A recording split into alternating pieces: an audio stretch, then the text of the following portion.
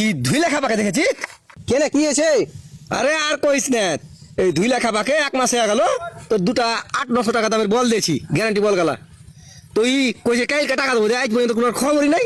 ও এই লেগে ঢুকছো ধুইলাকে? হ্যাঁ। ধুইলা ওই যে ওখানে বালু বোঝ করছে, ওখানে চলে যাও। ওখানে? হ্যাঁ শালাকে ওখানে আহে। পেদাবো শালাকে। আমি নদী থেকে এত গেলাম বালু লেছি, একটা বালু কাউকে দিব না, আমি শান্তি বালু বেঁধবো, বালু বেঁধবো লে, বালু দিব না। দেখ না কেনে এলো বে, তালা তো ফাটিয়ে দিলে বে।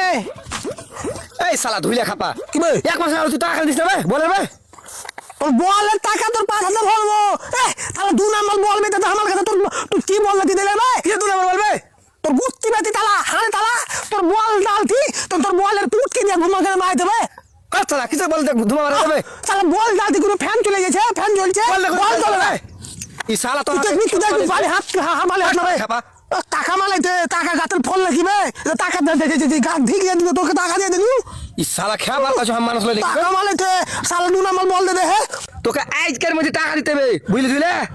তোকে টাকা দিতে পারবো না। তুই হাল কি করবি আমি দেখবো।